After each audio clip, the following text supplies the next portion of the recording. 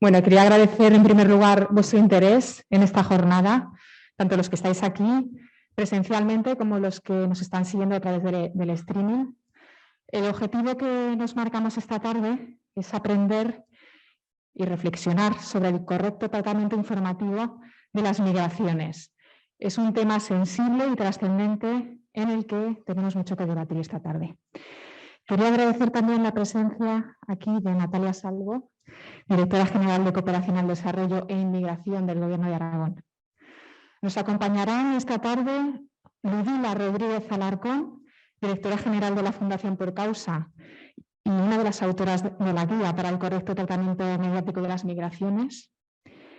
Y también tendremos después, a partir de las 6:30, una mesa redonda titulada Hacia el tratamiento mediático e informativo de la migración desde los derechos humanos, en la que participarán la periodista Pilar Cebrián, periodista experta en Oriente Medio, Pablo Ibáñez, que nos acompaña, fotoperiodista, con un trabajo destacado en la Valla de Melilla, y Julia Ortega, responsable de ACEN en Aragón. Para el Colegio y la Asociación de Periodistas de Aragón, la verdad es que es un honor poder acoger e impulsar esta jornada en colaboración con el Gobierno de Aragón. El papel de los medios y los periodistas como transmisores de la realidad nos trae la responsabilidad de informar con veracidad, con honestidad y con respeto hacia los derechos humanos. Los periodistas debemos informar evitando hacer un trato desigual entre las personas e impulsando la eliminación de estigmas en colectivos vulnerables como el de las personas migrantes. Por eso es muy útil para nosotros el poder aprender cómo aplicar estas consideraciones que tenemos en la guía para poder hacer nuestro trabajo de la mejor manera posible. Y estoy segura de que esta tarde vamos a sacar ideas muy interesantes para poder aplicar, que nos ayudarán en nuestro trabajo. Sin más, doy la palabra a Natalia Salvo. Muchas gracias. Muchísimas gracias y en tu nombre a Periodistas de Aragón por la colaboración con el Gobierno de Aragón en una línea de trabajo que para nosotras y para nosotros es absolutamente prioritaria. Consideramos que los medios de comunicación y las y los profesionales que trabajan en ellos son piezas fundamentales de cualquier sistema democrático y por tanto juegan un papel fundamental en la transmisión de los valores que deben conformar cualquier democracia en el mundo. Nos acompaña también el jefe de Servicio de Inmigración, Fernando Luesia, y junto a él y al resto del equipo de la Dirección General de Cooperación al Desarrollo e Inmigración.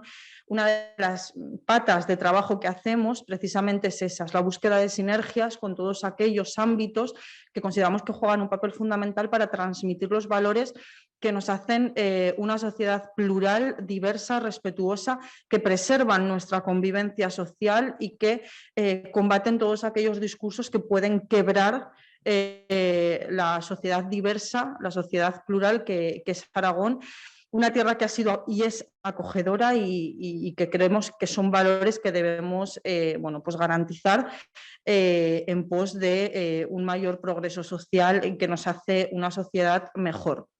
Esta jornada se enmarca dentro de varias acciones que hemos impulsado con Periodistas de Aragón desde 2020, un protocolo con determinadas actuaciones, un decálogo sobre el correcto tratamiento mediático de las migraciones y pues en el marco de estas acciones hemos ido desarrollando diferentes medidas de sensibilización, de formación.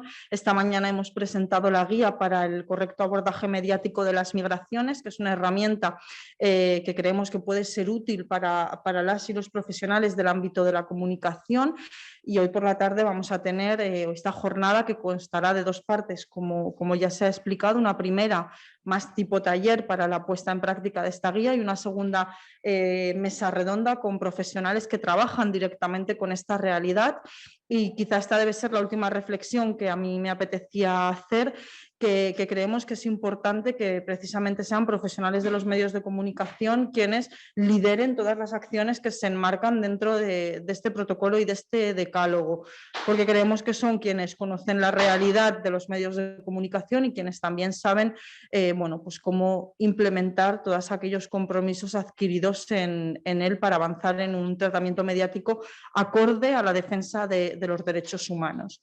Por parte del Gobierno de Aragón nada más, simplemente agradecer la Periodistas de Aragón nuevamente la colaboración, pero también a todos los medios de comunicación que se han suscrito a ese protocolo y a ese decálogo, y recordar que es algo que sigue vivo, que es una línea de trabajo que sigue viva y que cualquier medio de comunicación que no lo haya suscrito y desea hacerlo, estaremos encantadas, encantados de recibirles, y muchas gracias y espero que disfrutéis la jornada del día de hoy. La primera, ¿tenéis alguna preguntita? Nada, ¿no? Empezamos ya con la primera intervención, que es online. Bueno, tenemos aquí a Ludmila con nosotros, Ludmila Rodríguez Alarcón. ¿La tenemos? Sí, bueno. Pues nos bajamos abajo, bajamos para que ya vean así mejor. y así.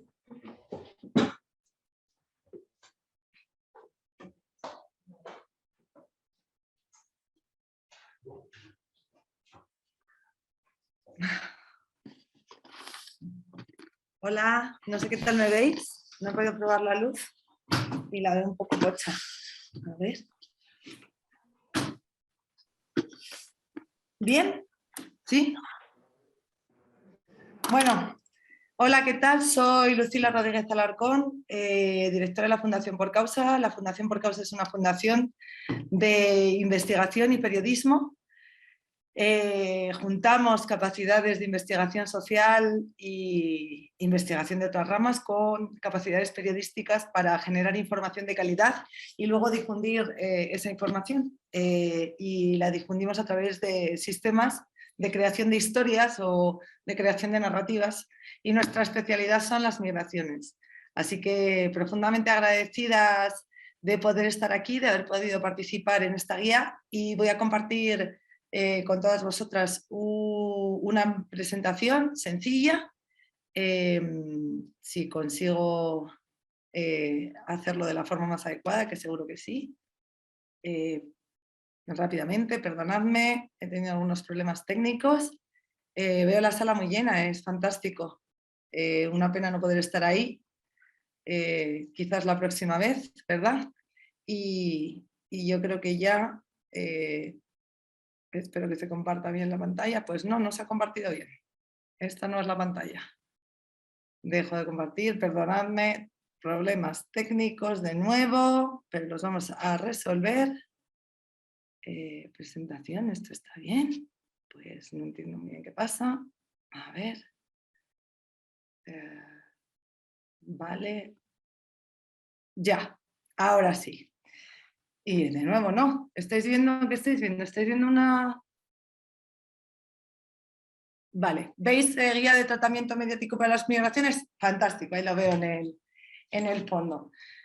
Vale, pues bueno, lo que pretende esta presentación, que va a ser relativamente breve, es explicar cómo compusimos la guía y con los contenidos que estimamos eran importantes para poder ayudar sobre todo al periodismo local y regional, que en estos tiempos tiene una importancia excepcional, porque al final las historias de migraciones son historias de personas cercanas, de personas que bueno, en realidad son las historias de todas las personas, ¿no? Puesto que la mayoría de las personas o hemos migrado o provenimos de una familia que ha migrado, y las migraciones se definen por movimientos en los que tú cambias el sitio en el que vives. Entonces, presuponer que las migraciones son todas internacionales, pues es un error. Es decir, al final todas las personas nos movemos, muchas de nosotras nos movemos un poquito más lejos que nuestro país de origen, y el problema es que la narrativa que rodea las migraciones suele ser una narrativa épica,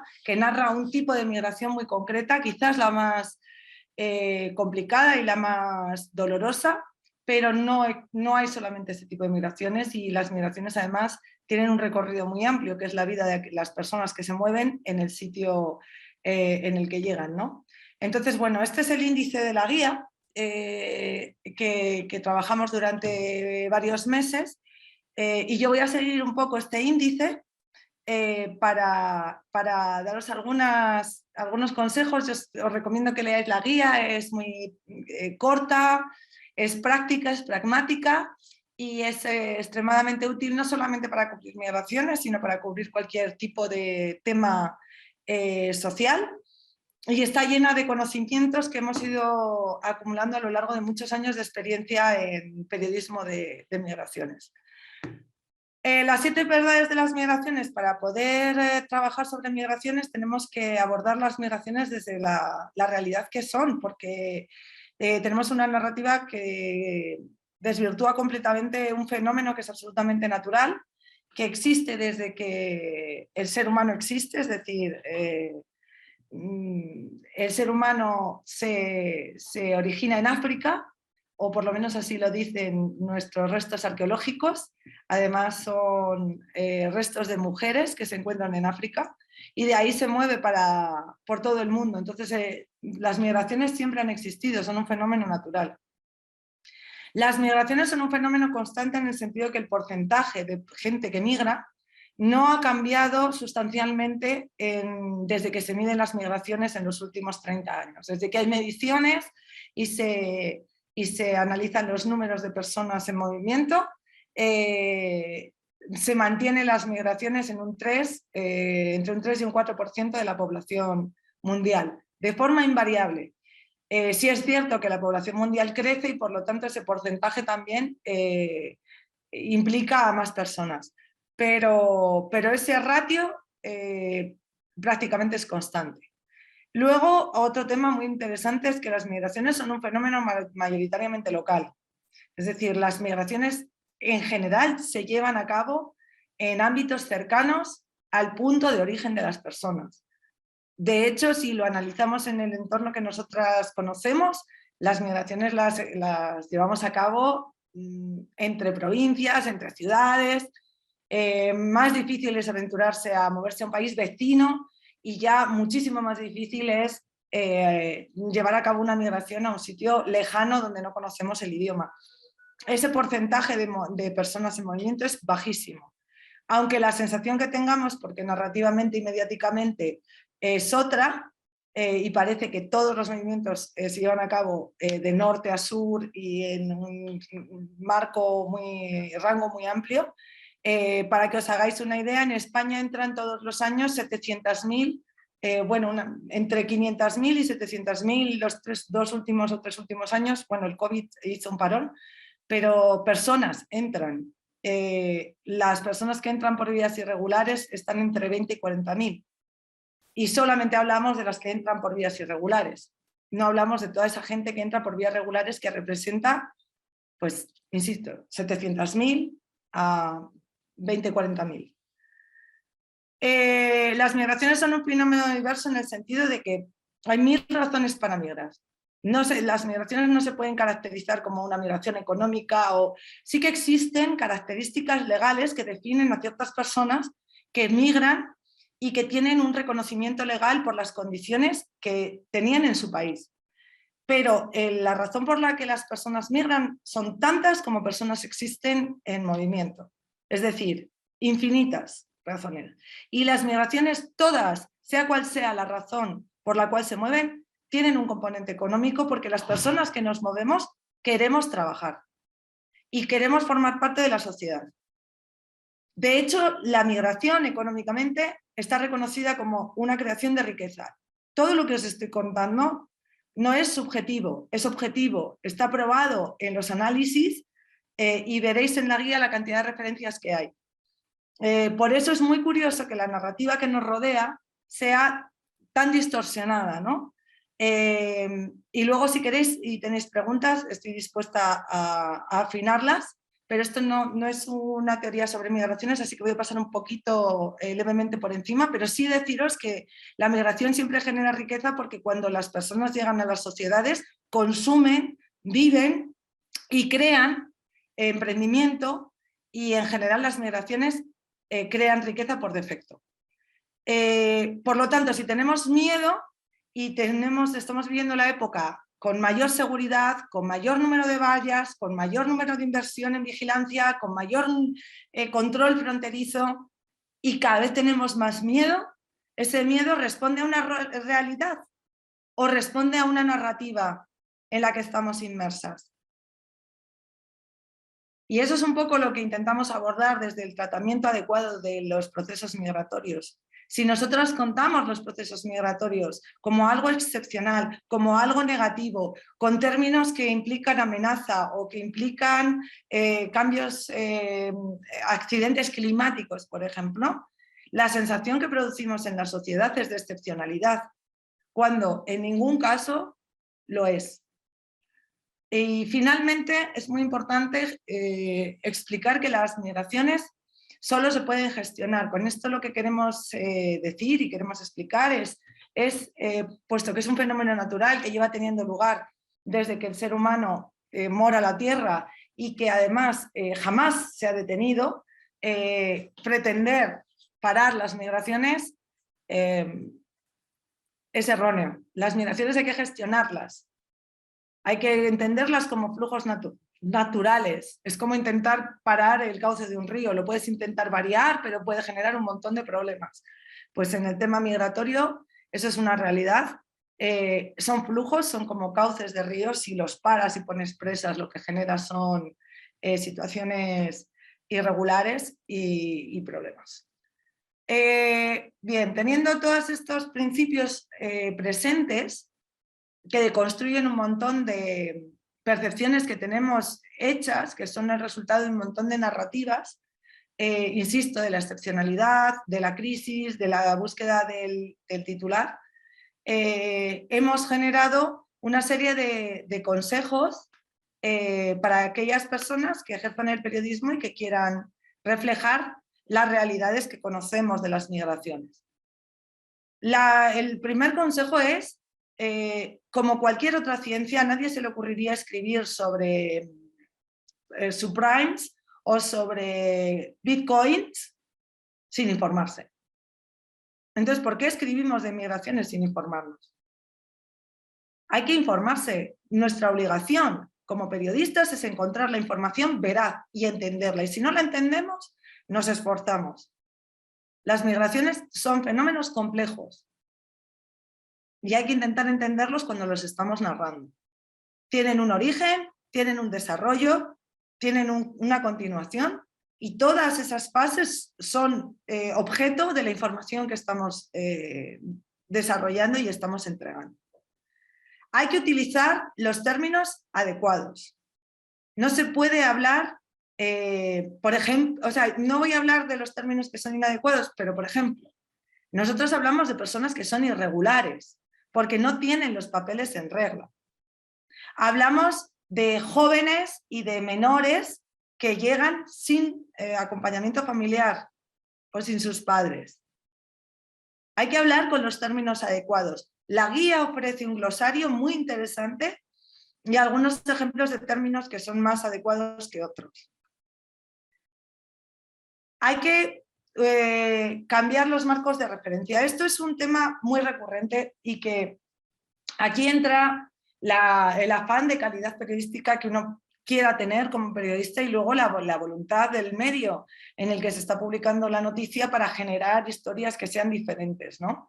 Hay muchas formas de abordar las migraciones, no solamente el viaje de un grupo concreto de migrantes, por ejemplo, a través del estrecho, que es como se están abordando principalmente en España, ¿no? O digamos el titular principal que tenemos migratorio. Las migraciones también son cultura, las migraciones también son diversidad, música, muchísima música relacionada con las migraciones. También es industria del control migratorio, es decir, toda la industria que está alrededor de la gestión migratoria. Las migraciones tienen muchísimas perspectivas, también una perspectiva histórica, también una perspectiva de historias locales, de personas que tienen mucho en común, como puede ser un barrio o un colectivo, como puede ser un colectivo, por ejemplo, de mujeres que trabajan en un barrio en una cosa específica, y dentro de esos colectivos luego existen personas que se han movido, que han venido de fuera del barrio, de fuera de la ciudad, incluso de fuera del país. Todo eso son historias de migraciones. Y aquí pues hay que hacer un esfuerzo bastante grande para poder imaginarnos marcos narrativos alternativos. Hay que entender a quién le estamos hablando también, porque claro, no es que no estamos sujetos a un clickbait, no es que tengamos que diseñar una información para que la gente la pinche, pero sí es verdad que lo que queremos es que nuestras informaciones puedan ser consumidas y puedan ser comprendidas. Entonces hay que pensar también que estamos dirigiéndonos a una sociedad que en estos momentos que ha sufrido mucho miedo, porque ha habido una narrativa muy fuerte del miedo desde hace muchísimos años, miedo al otro por el terrorismo. En España hemos tenido muchos tipos de terrorismo, pero el del 11S, que fue de un terrorismo islámico internacional, generó un miedo al vecino brutal, que lo hemos heredado de la narrativa global occidental, y tenemos miedo también a la pérdida económica porque venimos de una crisis económica que ha dejado una huella que todavía no se ha borrado, ¿no? Y ahora tenemos una tristeza profunda que viene del COVID. Pues a esas personas nos estamos dirigiendo, a gente que necesita historias inspiradoras, necesita que le hablen de utopías, necesita poder leer contenidos que le ayuden a creer de nuevo en la capacidad que tenemos como seres humanos de cambiar nuestras realidades. Entonces, creo que es el momento, creemos que es el momento de intentar llegar a esas audiencias con discursos que sean inspiradores, ¿no? Las migraciones son fenómenos complejos. Todo lo que tiene que ver con derechos humanos y con narrativa de lo humano es compleja porque el ser humano es complejo. Entonces, inevitablemente vamos a tener que simplificar para que se puedan entender las historias, pero hay que simplificar de la forma más adecuada. Hay que buscar la forma narrativa de simplificar sin perder la fuerza informativa de lo que estamos contando y sin perder la veracidad de lo que estamos contando. Nos arrastran los titulares, nos arrastran el breaking news de una forma incomprensible porque nadie quiere leer la misma historia en 12 medios diferentes. Idealmente, aspiracionalmente, deberíamos querer tener un espacio único, una noticia única, y sin embargo últimamente, posiblemente por la dificultad que hay en las coberturas y las exigencias que hay en las redacciones, que piden muchísimos contenidos, pues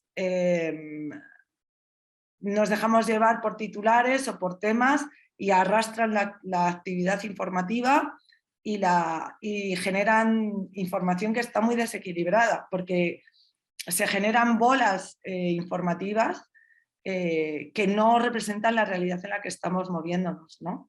Y eso además está siendo utilizado de forma interesada por aquellas estructuras que quieren seguir controlando el debate público a través del miedo y a través de la tensión dentro de ese debate, ¿no? Entonces, bueno, recordemos que siempre que nos dejamos llevar, yo sé que para el periodista no es fácil, que estamos hablando no solamente para los periodistas, sino también para medios de comunicación. Pero sí que es verdad que, y como probaré después, cuando la información se hace bien, cuando se hace un esfuerzo, cuando se intenta seguir más o menos estas reglas, sí se consiguen resultados.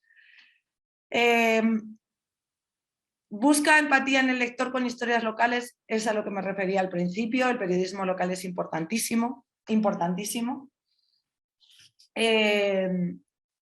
Los sentimientos son universales, las historias son historias de los barrios. Y al final, cuando nos sentimos cercanas de las personas que protagonizan las historias, las leemos con muchísima más avidez y las compartimos con más avidez. Un consejo universal: déjate el alma en el título. El título va a marcar profundamente Ahora retomo la presentación, pero era por liberaros un poco de la presentación fija. Los títulos son lo que las personas leen. Hay formas de titular. Esto no es no os voy a dar una clase de título, pero sí que es verdad que merece la pena dejarse el esfuerzo en encontrar un buen titular que haga que al final de esa historia que estamos contando vaya más allá. Se echa mucho de menos a veces en las informaciones periodísticas a las personas migrantes, que son el objeto de la información que estamos reportajeando, y no están presentes en dicha información. Fuentes oficiales también tienen que ser contrastadas, tenemos que ser exigentes y hay que preguntar y hay que contrastar. No se puede tomar una información tal y como nos la mandan y luego replicarla, sobre todo cuando estamos hablando de personas a las que luego esta información que estamos transmitiendo, o sea, personas que forman parte de esta información y que van a ser afectadas por el efecto de que esta información tenga en la sociedad que recibe la crónica que estamos contando.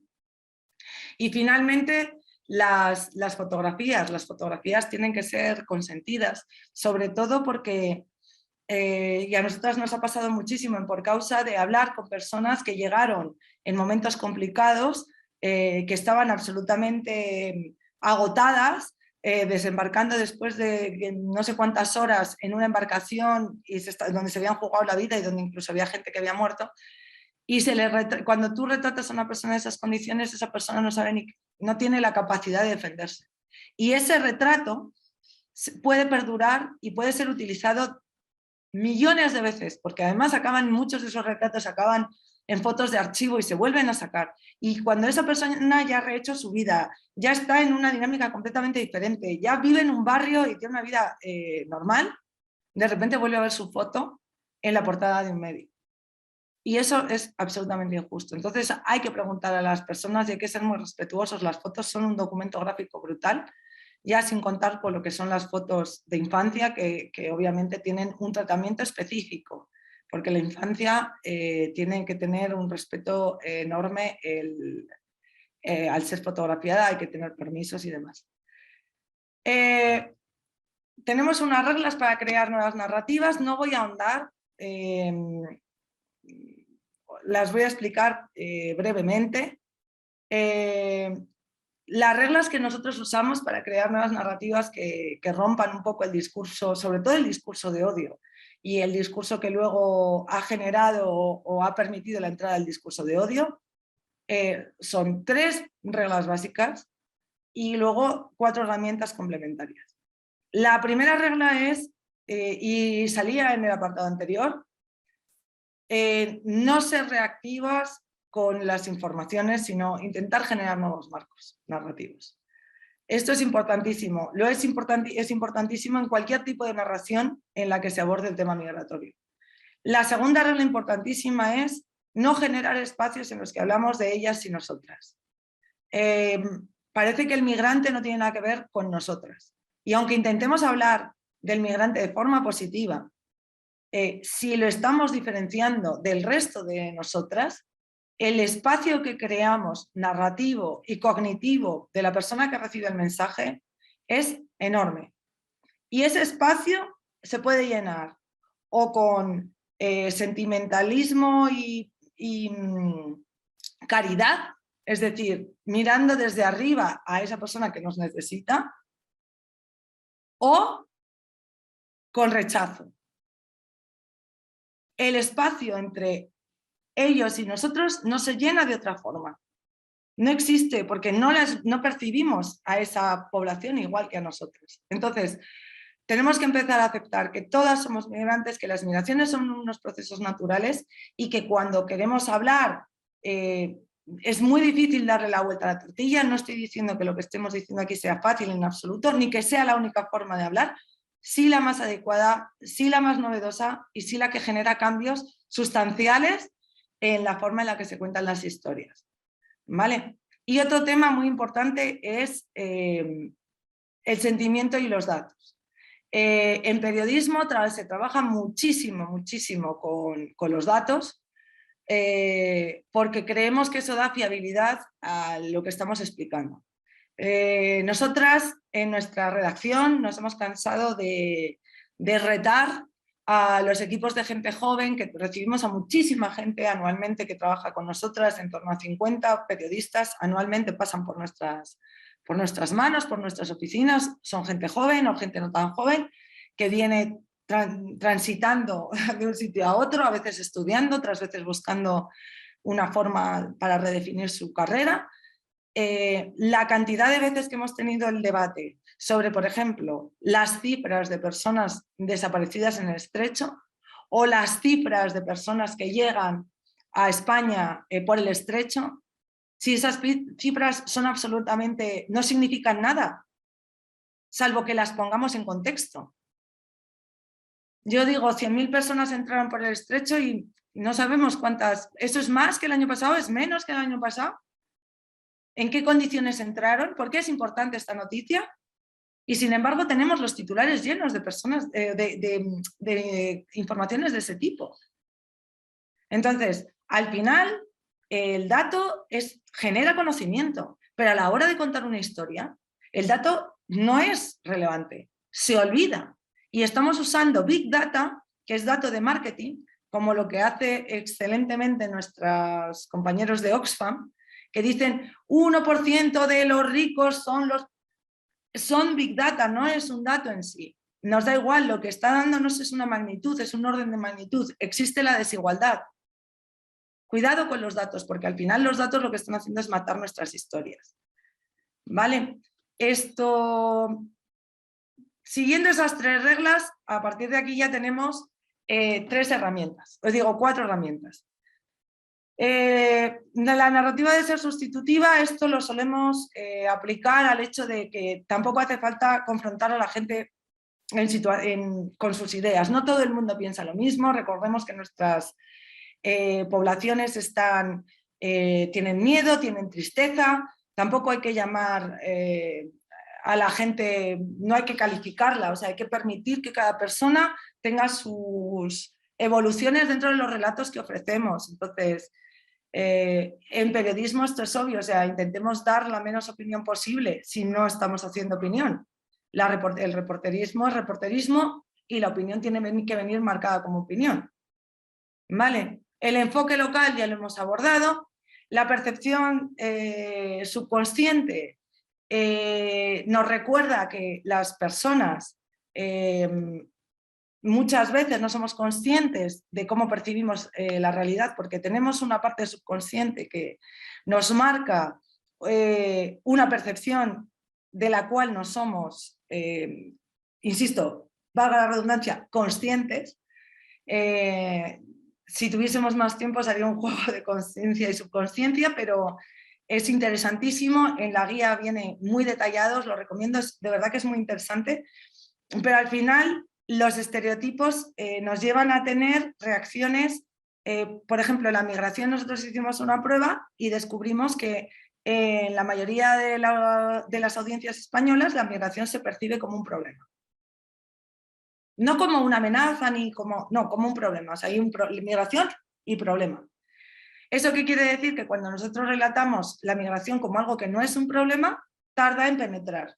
Mientras que si planteamos que la migración está en un marco de problema, penetra directamente. La gente clica, la gente lo lee. Y como la gente lee muy rápido, se consume de una forma muchísimo más ágil. ¿Y qué hacemos nosotras que estamos contando las historias? Reforzar los marcos. Sin querer, en muchos casos. Y luego finalmente ponía ahí el efecto Coca-Cola, y el efecto Coca-Cola lo llamamos así porque la Coca-Cola es el producto que mejor marketing tiene de la historia de los productos que ha creado el ser humano. Y al final no es que nosotras, nuestra obligación no es, insisto, hacer clickbait, pero sí que queremos que nuestras historias se lean. Entonces hay un enorme debate, histórico debate en periodismo sobre si el soporte en el que contamos la historia marca o no la calidad periodística de nuestro trabajo. Y yo he tenido muchos debates sobre 5 cosas que deberías saber sobre, uy, eso no es periodismo. Todo el mundo quiere hacer crónica y todo el mundo quiere hacer reportajes. Y sin embargo, al final también lo que queremos es ser leídas y que nuestras historias trasciendan. Entonces, nosotras somos de la opinión de que los soportes y la forma en la que se presenta la información, si ayuda a que se consuma, incluimos dentro de los soportes que potencialmente pueden ser periodísticos, las redes sociales, si están tratadas como tal. Lo que marca que sea periodismo de calidad o no es la información, cómo esa información está gestionada y cómo está tratada y cómo se está contando. Si luego encima somos capaces de contarla de una forma más amena, más divertida y más consumible, aleluya, todo tiene cabida. Y a ver, vuelvo a mi presentación.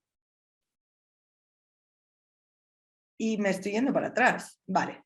Y ahora tenemos la parte más interesante, que son los ejemplos para ilustrar un poco lo que he contado. No sé si se pueden hacer preguntas, porque creo que ahora sería potencialmente el momento de hacer dichas preguntas. No sé si las moderadoras me pueden ayudar en este sentido, si no, yo voy a abrir mis... Maribel me está viendo, gracias Maribel. Y tengo ahora una serie de productos identificados que son muy interesantes y que son ejemplos de lo que he contado, pero quizás a lo mejor si queréis hacer preguntas este sería el momento adecuado. Paso directamente a los productos y si no me interrumpís. Vale. Los asistentes online pueden hacer preguntas por el chat. Fantástico. Bueno, os voy a compartir, el primer producto que os voy a compartir tiene muchas de los componentes de los que hemos hablado. Se trata de Melilla Pais, se titula así, y voy a pasar directamente a compartirlo.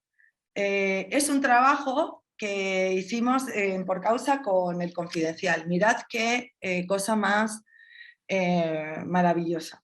Y diréis, vale, ¿y esto qué tiene que ver con la migración? Bueno, pues en realidad lo que hicimos fue analizar todas las bases de datos de contratos que había en la ciudad de Melilla relacionados con la industria de la migración. Melilla es una ciudad fronteriza. Y con todo lo que encontramos de información, que es una investigación de 1 año y medio, bajando datos, fuimos al Confidencial y lo expresamos usando el efecto Coca-Cola, como veis aquí, con unas gráficas y un diseño absolutamente brutal. Los títulos son extremadamente sugerentes. Fue una de las cosas más leídas con mayor importancia en la web del Confidencial de aquel mes y de aquel año, y estuvo en portada durante 2 días. Es un reportaje bastante, insisto, extremadamente interesante en nuestra forma de verlo, pero sobre todo es un éxito. Y esto todo es un relato 100% migratorio. Aquí el CIE de Melilla, o sea, intentamos relacionar diferentes historias con todo lo que era la situación tremenda que existía en Melilla de impunidad y de malversación, relacionada 100% con el hecho de que Melilla es una ciudad de frontera y una ciudad que se encuentra fuera del este. Y había historias pues muy interesantes, como habéis visto aquí. Bien, esto que os enseño ahora, que sí se está viendo, ¿verdad? Esto es otro tipo de cobertura también que reúne gran parte de los consejos que vienen en la guía. Migrantes de otro mundo es un esfuerzo hecho por un medio de origen colombiano que se llama el CLIP, que a raíz de venir al Congreso de Periodismo de Migraciones, para aquellos periodistas que queráis venir el año que viene, estáis absolutamente invitadas al Congreso de Periodismo de Migraciones, que tiene lugar en Mérida el año que viene, me parece que es el 5 y el 6 de octubre, lo estoy anunciando o sea, el año que viene es este año ya, en el año 2022. Pues la directora del CLIP, María Teresa Ronderos, que es una periodista de raza brutal, vino a nuestro congreso y entró en contacto con unos periodistas africanos. Entonces decidieron analizar cuál era el movimiento de los africanos hasta América, entrando por el cono sur. Y es una historia que, como veis, está preciosamente contada, en la que participan, luego se amplió a la India, participan en esto una enorme cantidad de medios de cada país. En cada país había un medio que analizaba cuál era el proceso de travesía por su país y cómo eran Los testimonios, se encontraron en Colombia, en la jungla, unos escritos de unas personas que venían de Senegal. Hay un montón de informaciones, pero mirad qué diseño más bonito, el hecho de que decidieron utilizar dibujos y visualizaciones gráficas de este tipo. Cambió completamente el grafismo de la historia y te apetece verla con otra, pillas la información con otras ganas, ¿no? Y mirad aquí lo que os contaba de la cantidad de medios, fijaros la cantidad de medios que participaron en este producto, que es un marco único, una forma nueva de mirar todo el proceso migratorio. Diréis, bueno, es que esto es muchísimo dinero. Pues se han llevado tantos premios que muchos de los medios pequeñitos que participaron en esto han sido capaces de vivir un año gracias a los premios periodísticos que se ha llevado este trabajo. Jamás lo habían pensado, no lo hicieron por eso.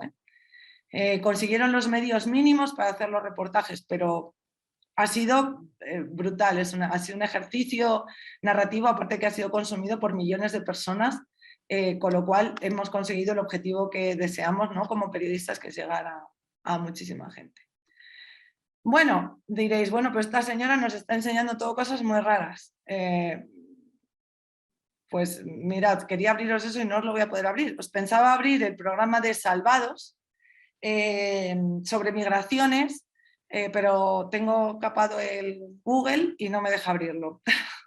Así que me vais a tener que perdonar. Intento volver a esto luego después con otro buscador. Si nos queda tiempo, que yo creo que ya estoy casi al límite, 5 minutos. Vale, Outriders es otra publicación absolutamente sorprendente, diseñada, escrita por personas de 7 nacionalidades diferentes, es un medio online, donde tienen una narrativa muy basada en la innovación visual, y el coste no es grande. Yo los descubrí porque soy miembro del jurado de European Press Prize, los premios de periodismo europeos, y llegaron 2 de los reportajes de Outriders el año pasado a la final, y yo formo parte de la preselección de innovación, y realmente me parecieron 2 obras de arte. Outriders es un sitio que podéis consultar para inspiraros a la hora de buscar nuevas formas de contar las historias y usando visuales absolutamente innovadoras y diferentes. Y luego vamos a acabar con otra cosa más aterrizada. Esto es en público una sección que se llama, que está con un formato de blog, que se llama Con M de migraciones, ¿no? Migraciones, muros, marea humana, movimiento, multiculturalidad. Este blog no tiene una relevancia extrema, aparte de que se trata de un monográfico 100% de migraciones, el único que hay en España. En este sentido, hay algo parecido en el país, pero que no tiene tanta diversidad de contenidos. Si queréis ver tratamientos de contenidos alternativos o innovadores, podéis hacerlo aquí. Es un blog muy de opinión, tiene menos de reportería. Pero lo que tiene maravilloso el blog es que algunos de los artículos, que son 100%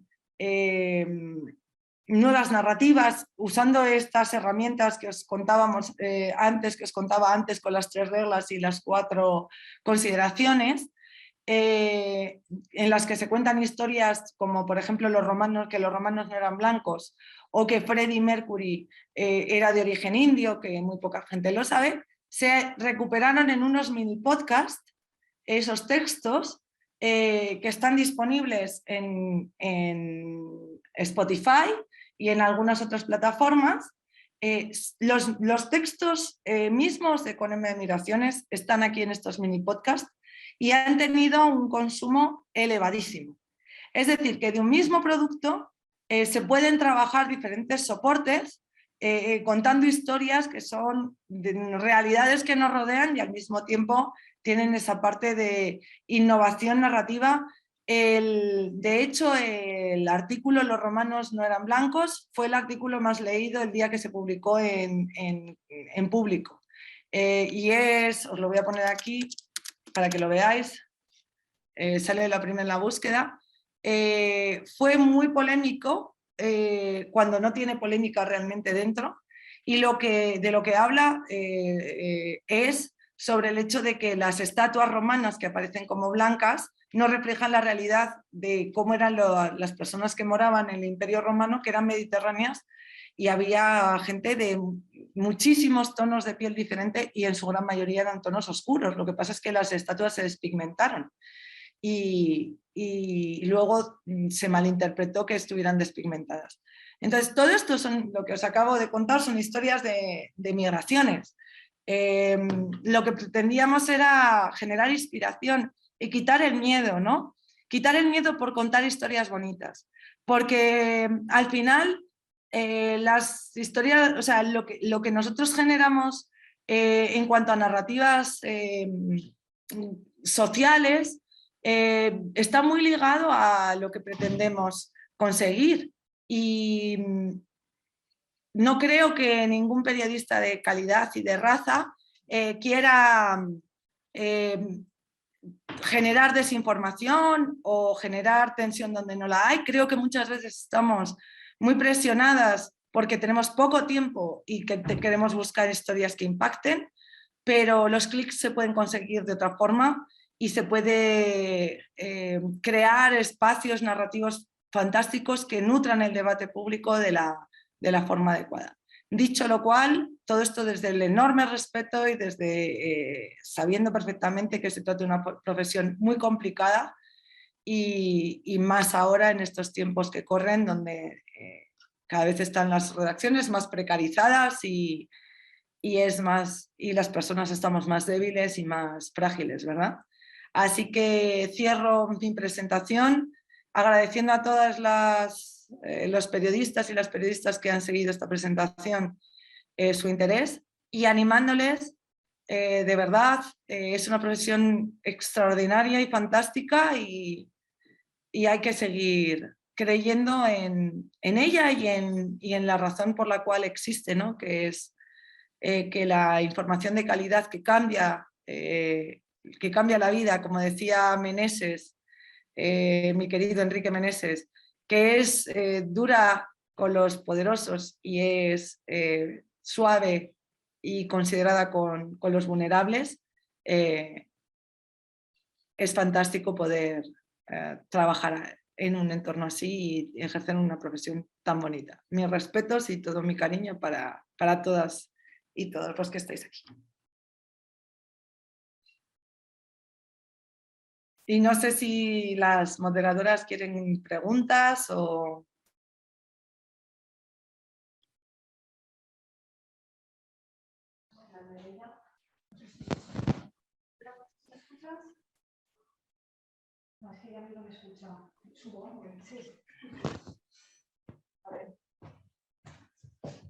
Hola.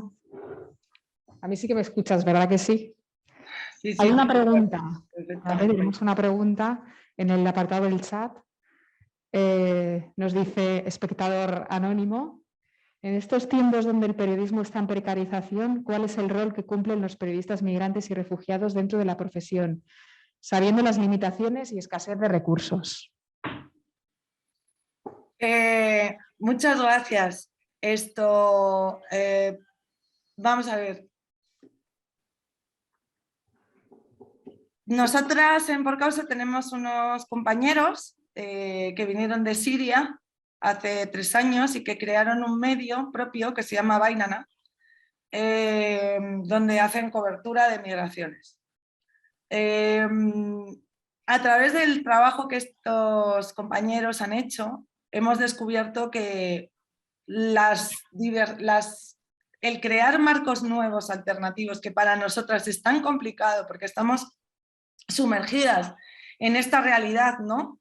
De la cual no hemos tenido que salir, su desembarco en nuestro entorno nos ha hecho ver las cosas con una perspectiva completamente diferente.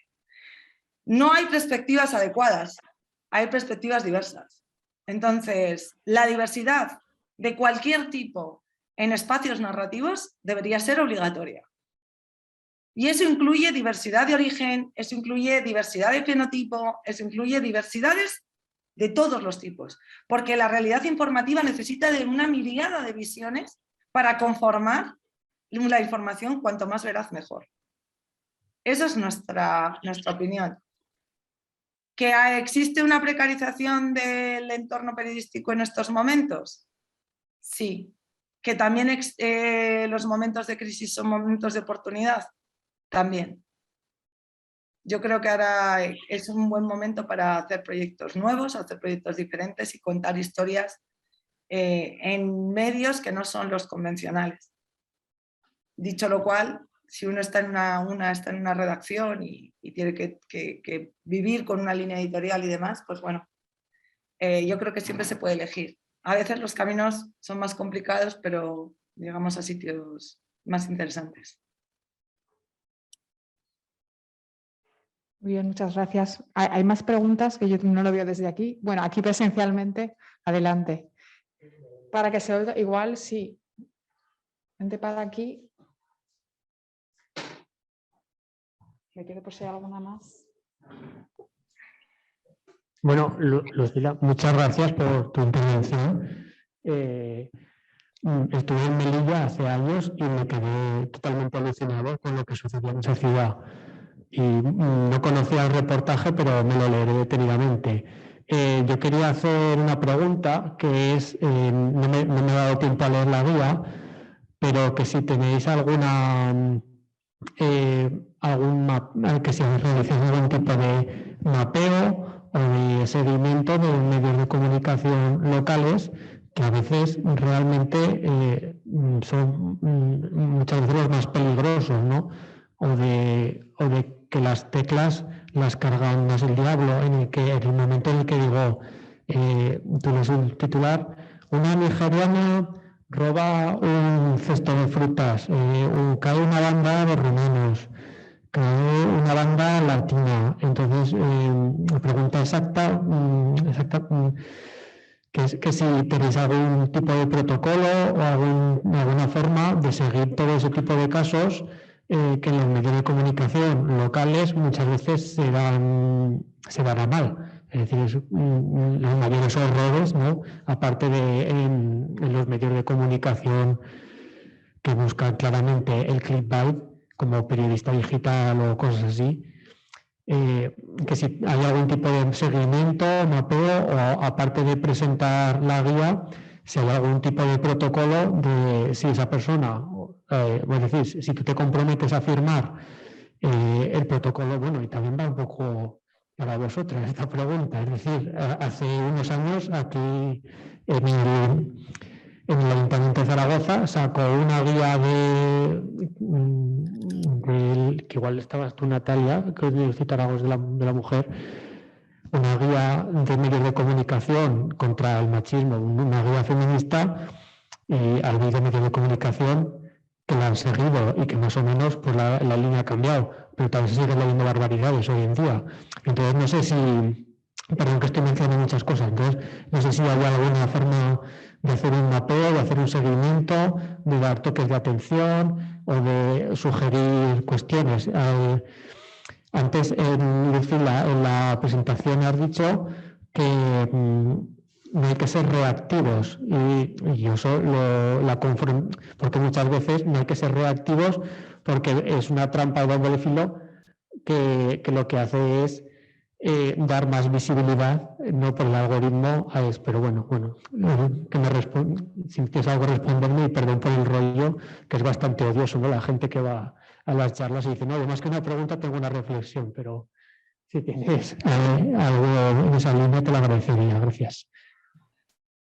Nada, muchas gracias a ti. Me encanta oír ese acento que echo de menos el Congreso de Periodismo de Huesca. Con alguna compañera por aquí me encantaba escuchar ese acento maño. Lo echo de menos. Bueno, a ver, has planteado muchas reflexiones Y preguntas, a ver, yo creo que el ejercicio del periodismo tiene una parte de libertad y al final nosotras cuando hemos hecho la guía lo que hemos trabajado es con la asunción de que leerá la guía aquella persona que quiera hacer un periodismo de calidad. Si quieres hacer un periodismo de calidad, pues obviamente y sigues todos los puntos que pone la guía, el titular que tú has sugerido no lo vas a encontrar porque en nuestra guía viene muy claramente explicitado que ese titular no es adecuado, ¿no? Igual más dañino que al final, o sea, los titulares, la forma en la que la información está dada. Tú has señalado un problema que es cuando se utiliza a los medios de comunicación para generar un marco discursivo de tensión que no es casual, que nosotras desde Por Causa lo hemos analizado con diferentes estudios, que tiene una metodología, que es la metodología de la provocación, que tú lo has señalado, que cuando tú respondes a la provocación, lo que consigues al final es subir el impacto de la noticia que quieres evitar. Tenemos mucho orgullo, siempre queremos opinar sobre lo que leemos que nos parece injusto y le damos alas a información que no debería ocupar el espacio público, ¿no? Pero cuando el periodista quiere hacer las cosas bien, las puede hacer súper bien. Creo que hay que ser muy valiente. Cuando nosotros hicimos Melilla Vice, todo el mundo nos dijo que no íbamos a poder sacar esa información sobre Melilla, que ya la habían publicado, que era imposible, que nadie nos lo iba a comprar, que no sé qué, y luego estuvimos trabajando con el Confidencial mano a mano y fuimos de las cosas más leídas en España de aquel día durante 2 días, ¿no?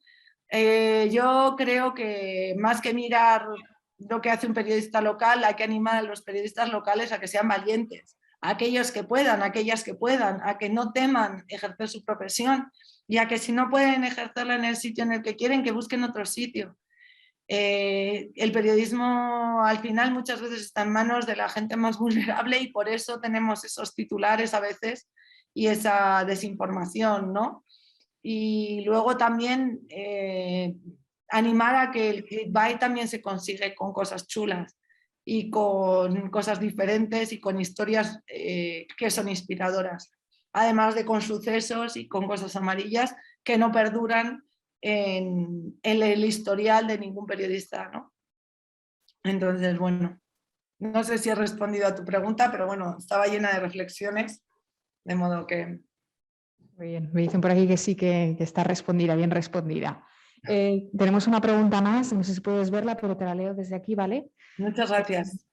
Dice Jefferson: hola Lucila, ¿existe algún ejemplo desde el organismo del Estado, ya sea del español o de algún otro país, donde apliquen un correcto tratamiento mediático de las migraciones en sus comunicaciones? Pues desde aquí saludos a Jefferson Díaz, que es un periodista de origen venezolano, afincado en Ecuador. No puede ser otra persona la que me haga una pregunta tan complicada. Es un periodista de migraciones fantástico y hay muchísimos manuales y hay muchísimas estructuras que quieren hacer las cosas bien, pero estamos todavía muy lejos de revertir el espanto que ha sido todo este periplo que llevamos viviendo desde el año 2015 con la desinformación y con todos estos movimientos que señalaba el compañero anterior que ha intervenido, ¿no? Que nos llevan a entrar en marcos narrativos que no son los nuestros, ¿no? Por lo tanto, yo no pondría ningún ejemplo. A ver, tenemos narrativas asociadas a líderes, como puede ser fantásticamente en Canadá, tienen una narrativa de la diversidad brutal y tienen una narrativa en la cual todos los agentes del gobierno de Canadá se reconocen como migrantes y reconocen que Canadá es un país de migrantes. Luego sus leyes migratorias pueden ser otras. No, pues a lo mejor no están en acorde o no son tan potentes como la narrativa, pero tiene una narrativa migratoria brutal. Nueva Zelanda también. Nueva Zelanda tiene una narrativa y tiene además una una primera ministra impresionante, donde le escuchas hablar y ahí no existe el ellos y el nosotros, es un marco propio y son gobiernos que están gobernando, ¿no? Entonces, Kamala Harris llega al gobierno también con un discurso de ese tipo en Estados Unidos, aunque luego ha cogido y se ha pasado su discurso un poco, pues se ha asustado, ¿no? Recordemos también que en los marcos donde el debate tiene un espacio de odio y de tensión, lo que consiguen aquellas personas que crean ese marco no es tanto que el marco se imponga, porque obviamente si no somos racistas no nos vamos a convertir, aunque todo el mundo sea un poco racista, dicho lo cual, pero bueno, si a priori no somos extremadamente racistas, no vamos a volvernos extremadamente racistas. Sin embargo, lo que sí que consiguen es que aquellas personas que tienen dudas tengan miedo de oponerse a ese discurso. Entonces contaminan el espacio de debate porque generan miedo a ofender al que realmente está ofendiendo, ¿no? Y luego naturalizan cosas que son inaceptables. Entonces es muy difícil encontrar ese punto, pero nosotras somos de la opinión de ladra chucho que no te escucho, a palabras necias oídos sordos, y tenemos algún refranero más que seguro que se os viene a la cabeza. Es decir, que cuanto menos demos espacio a la mentira y al insulto y a la crispación, mejores sociedades tendremos y mejor información tendremos. He respondido a la pregunta y he subido 6. Tenemos otra pregunta presencial. Vale.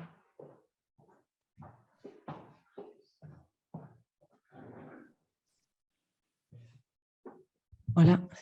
Hola Lula, bueno, muchas gracias por tu intervención, ha sido muy inspiradora y muy clara.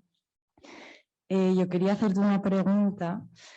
En la guía habláis de que al generar empatía se aumenta el interés.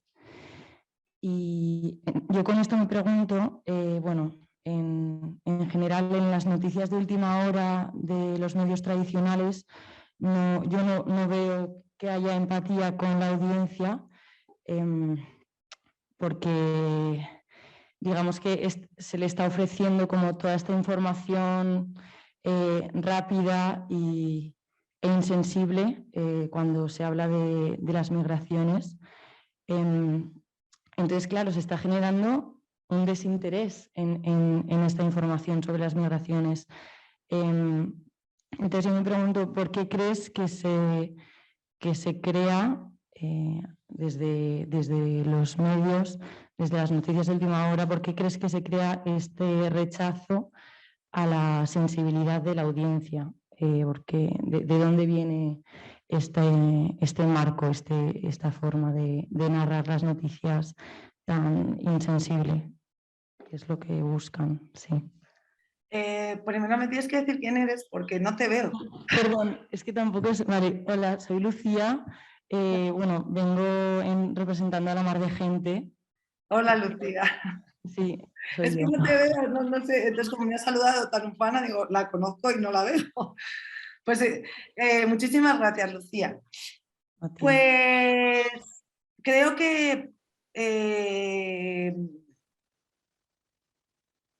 es muy curioso porque yo recuerdo en los años 2000, cuando empezó todo el cambio tecnológico de la información, durante muchos años, de los 2000 a los 2012, yo podría decir, y aquí tiene que haber periodistas que hayan estado en el Congreso de Periodismo de Huesca y lo saben, porque yo no conozco un sitio donde se haya abordado más este tema, sobre si los medios iban a ser digitales o había que comprar más rotativas. Y durante muchos años era obvio que iba a ser digital, pero había medios que compraban rotativas, que habrán acabado tiradas a los 2 años, claro. Hay